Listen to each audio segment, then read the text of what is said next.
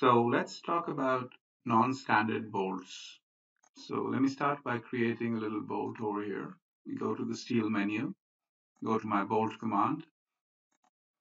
I select this I-beam, and let's say I don't have anything else to select. I just right click and I select my origin of the bolt coordinate system and the x-axis.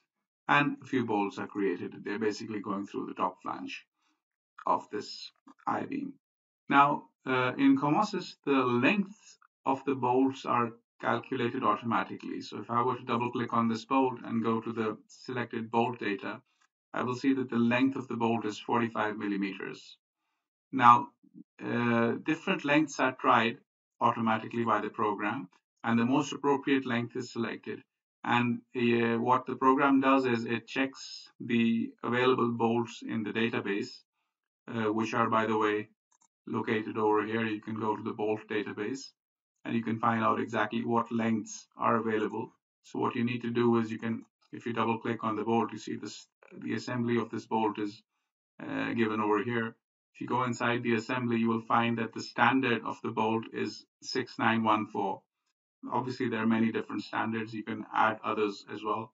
Many are provided within Comosys, so 2063, 2064, 325, 61, all those are available. But this particular bolt is 6914. Now, if we go and let's check the diameter is 20. So if you were to go to the bolt database and go to and scroll down, if you were to scroll down and go to 6914, for example, we see that here now we're getting to 6914 over here. And let's go to the M20 bolts. Let's scroll a bit further up. Now you see over here that the M20 bolts have a maximum. So this is the last M20 bolt, or let me see. Yes, this is also M20. This one is the last M20 bolt, and the length is 155 millimeters. So obviously, when you go to the market where you can buy the bolts, certain bolts are available in certain lengths. So every length is not available by default. And if you have a longer length, for example, then those bolts will need to be ordered, especially they're not part of the standard 6914 standard. So if I wanted, for example, for this bolt to go right through to the bottom flange as well, right? If I wanted that, if I wanted this bolt to continue, and this is an IP 300 beam, so the height is about 300, that bolt does not exist in the standard catalog. And if I open up the bolt dialog box, we have something called the cut depth over here. This cut depth variable, if I turn it on, it represents, so because I created my bolts at this plane, let me show you the bolt coordinate system as well. Let me go to settings over here and draw the bolt coordinate system. So you can see that this is the x-axis, this is the y-axis, and this is the z-axis. What the cut depth variable tells us, which I just showed you, is how deep, how in the plus z direction and in the minus z direction should Comosys look for material, basically, to go through. Now, in this case, the default is plus 50, minus 50. So it's basically looking for material 50 millimeters above those points and 50 millimeters below those points. And what it's finding is basically the top flange over there. If I were to, because it's the minus z direction, if I were to increase this to minus 500, for example, this would tell Comosys to keep searching 500 millimeters below to find other material, and it will find this bottom flange as well in that case, because the depth in the minus z direction is 500.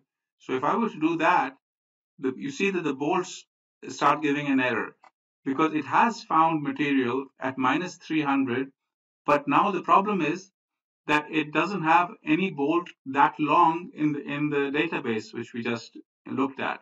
So what this kind of a drawing, what it's telling me is that it couldn't really find any bolt in the database.